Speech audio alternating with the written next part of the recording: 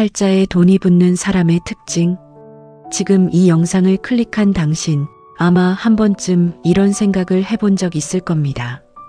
저 사람은 나보다 특별히 더 똑똑한 것도 아닌데 왜 저렇게 여유가 있을까? 나도 열심히 사는데 왜 돈은 항상 빠듯할까?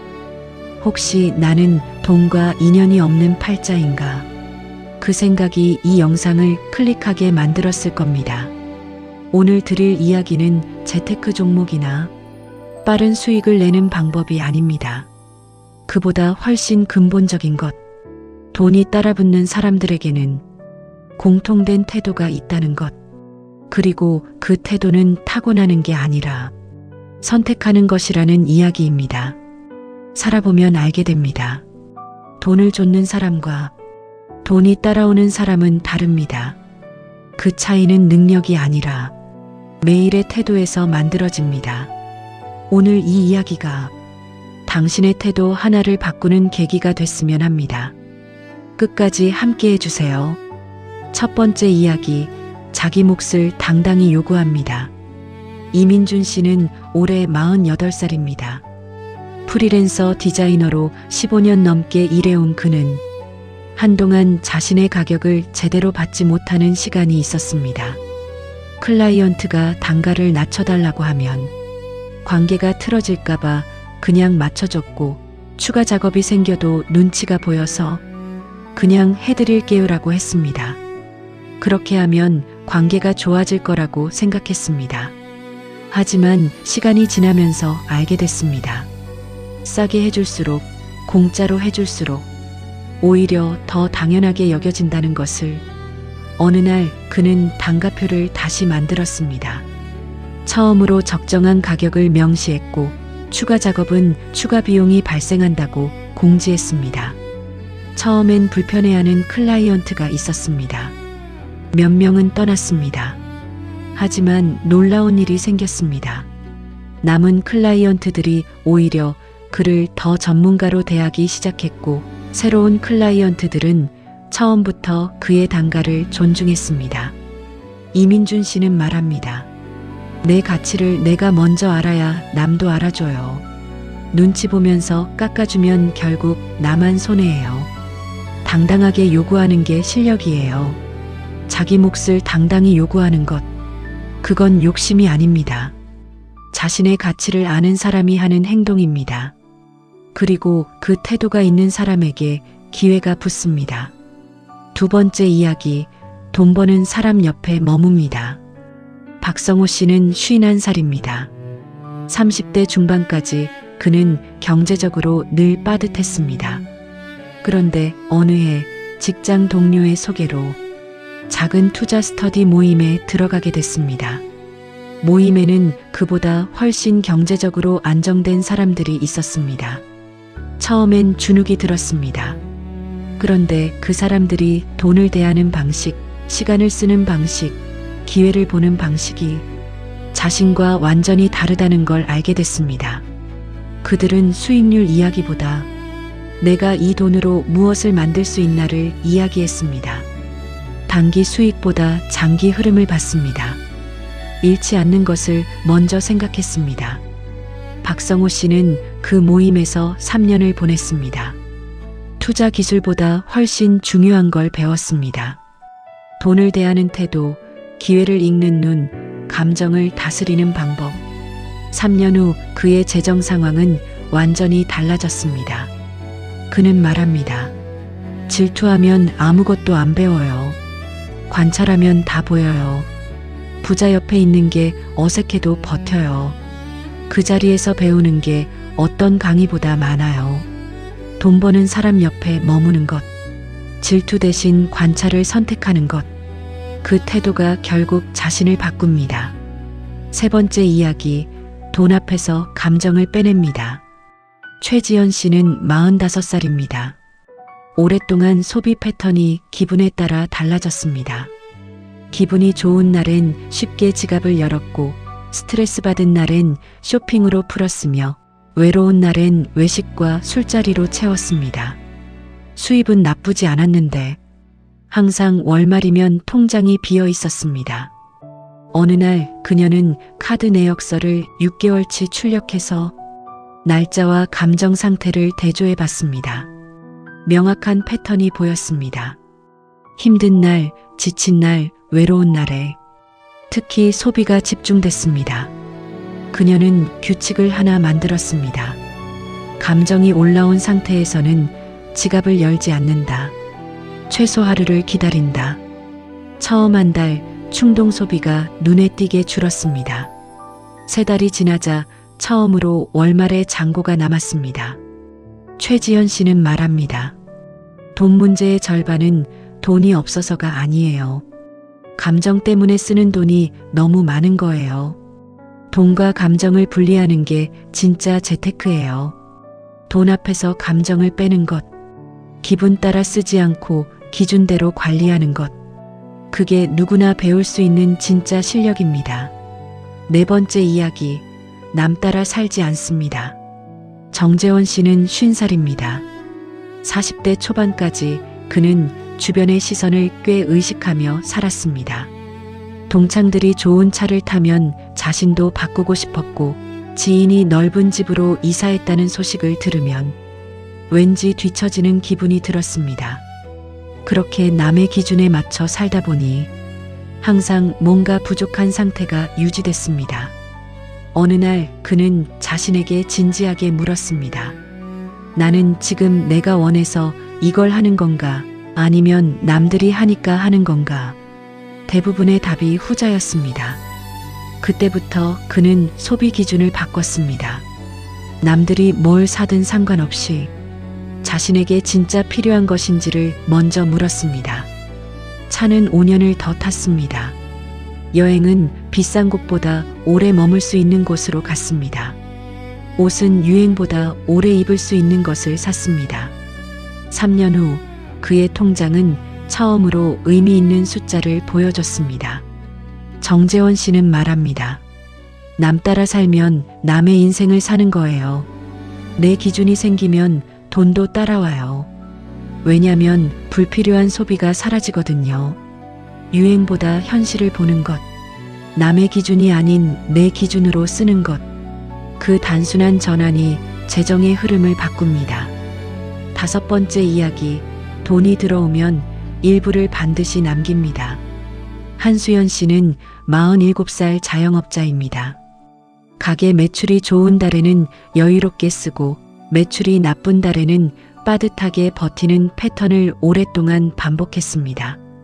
잘 되는 달에 미리 챙겨두지 않으니 안 되는 달에는 항상 힘들었습니다. 어느 날 오랫동안 자영업을 해온 선배와 저녁을 먹다가 솔직하게 물었습니다. 선배님은 어떻게 항상 여유 있어요? 저는 잘 되다가도 또 빠듯해지고 반복이에요. 선배가 말했습니다. 돈이 들어오면 무조건 20%는 건드리지 마. 잘 됐든 안 됐든 먼저 떼어놔. 그리고 남은 돈으로 운영해. 그게 흐름을 끊지 않는 방법이야. 한수연 씨는 그날부터 바꿨습니다. 매출이 들어오면 그날 바로 20%를 별도 통장으로 옮겼습니다. 처음 몇 달은 어색했습니다. 하지만 1년이 지나자 처음으로 비상금이라는 게 생겼습니다. 그 여유가 더 큰 결정을 가능하게 했습니다. 돈이 들어오면 일부를 반드시 남기는 것. 흐름을 끊지 않는 사람이 결국 여유를 만듭니다. 그 여유가 다시 기회를 만듭니다. 6번째 이야기, 시간을 허투루 쓰지 않습니다. 윤서준 씨는 53살입니다. 오랫동안 그는 시간과 돈을 별개로 생각했습니다. 돈을 더 벌고 싶으면 더 일하면 된다고 생각했습니다. 하지만 더 일할수록 몸이 먼저 무너졌고 시간이 없으니 돈을 쓰는 방식도 거칠어졌습니다. 지치면 비싼 외식을 했고 스트레스 받으면 충동 구매를 했으며 피곤하면 편한 것에 돈을 쏟았습니다. 어느 날 그는 한 달 동안의 시간 사용을 기록해 봤습니다. 그리고 돈 사용과 대조해 봤습니다. 놀라운 패턴이 보였습니다. 시간을 허투루 쓴 날에 돈도 허투루 나갔습니다. 시간이 알차게 쌓인 주에는 불필요한 소비가 줄었습니다. 시간과 돈은 연결돼 있었습니다. 윤서준 씨는 그때부터 아침 1시간을 확보했습니다. 그 1시간을 배우거나 계획하거나 정리하는 데 썼습니다. 3개월 후 그의 소비 패턴이 달라졌습니다. 충동 소비가 줄었고 수입의 방향도 조금씩 바뀌기 시작했습니다. 그는 말합니다. 시간을 잘 쓰는 사람이 돈도 잘 써요. 둘은 같은 거예요. 시간이 먼저예요. 시간을 허투루 쓰지 않는 것. 그 태도가 결국 돈의 흐름을 바꿉니다. 7번째 이야기, 돈은 신뢰라는 이름으로 따라옵니다. 김도연 씨는 54살입니다.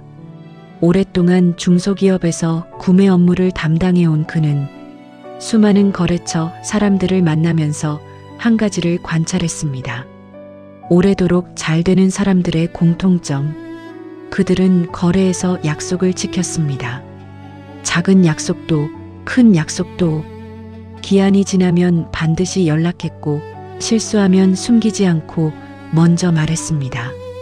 그 결과 그들 주변에는 항상 새로운 기회가 연결됐습니다. 누군가를 소개받는 것도 좋은 조건의 제안이 오는 것도 항상 신뢰가 있는 사람에게 먼저 왔습니다. 김도연 씨는 말합니다. 돈이 붙는 사람은 운이 좋은 게 아니에요. 신뢰가 쌓인 사람한테 기회가 오는 거예요. 그리고 기회가 오면 돈도 따라와요. 돈은 단순히 수익의 문제가 아닙니다. 신뢰가 쌓인 곳에 흐르는 것입니다. 약속을 지키는 것, 솔직하게 말하는 것, 일관된 태도를 유지하는 것.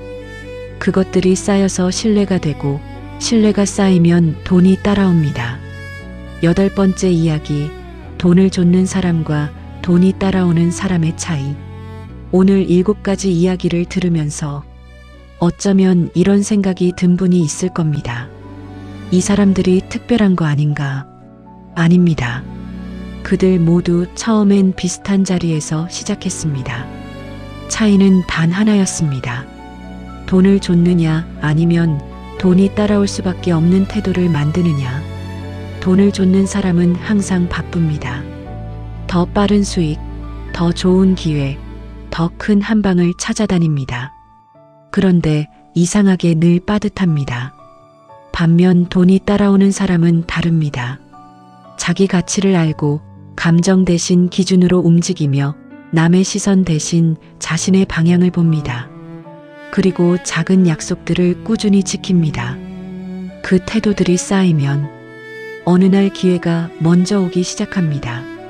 소개가 들어오고 제안이 생기고 예상치 못한 방향에서 돈의 흐름이 만들어집니다. 돈은 팔자가 아닙니다. 태도입니다. 그리고 태도는 오늘부터 바꿀 수 있습니다. 9번째, 마지막 이야기. 당신은 지금 돈을 좇고 있나요? 돈이 따라오게 만들고 있나요? 이 마지막 이야기는 오늘 이 영상을 보고 있는 당신에게 드리는 질문입니다. 지금 당신은 돈과 어떤 관계에 있나요? 더 빨리 벌려고 쫓아다니고 있나요? 아니면 돈이 붙을 수밖에 없는 태도를 만들고 있나요? 오늘 나눈 이야기들을 다시 한번 떠올려 보세요. 자기 몫을 당당히 요구하는 것, 돈 버는 사람 옆에서 질투 대신 배우는 것, 감정이 아니라 기준으로 돈을 다루는 것, 남의 기준이 아닌 내 기준으로 쓰는 것, 들어오면 일부를 반드시 남기는 것, 시간을 허투루 쓰지 않는 것, 신뢰를 쌓는 방식으로 살아가는 것. 이 중에 지금 당장 시작할 수 있는 게 하나쯤은 있을 겁니다. 딱 하나만 오늘부터 해보세요. 그 하나가 쌓이면 태도가 되고 태도가 쌓이면 돈의 흐름이 달라집니다. 오늘 이야기 어떠셨나요? 돈은 민감한 주제입니다. 하지만 우리가 평생 함께 살아가야 하는 것이기도 합니다. 오늘 이야기가 어떤 투자 종목보다 더 오래 남는 것이 됐으면 합니다. 왜냐하면 태도는 어떤 시장 상황에서도 변하지 않기 때문입니다. 경기가 좋든 나쁘든 어떤 상황에서도 자기 가치를 알고 기준대로 움직이는 사람에게 돈은 결국 따라옵니다. 오늘 하루 내가 돈을 쫓고 있는지, 돈이 따라오게 만들고 있는지 조용히 돌아봐 주세요. 얻은 인생, 구독과 좋아요, 그리고 오늘 이 이야기가 필요한 한 분에게 조용히 전해주세요. 돈은 능력보다 태도를 따라옵니다.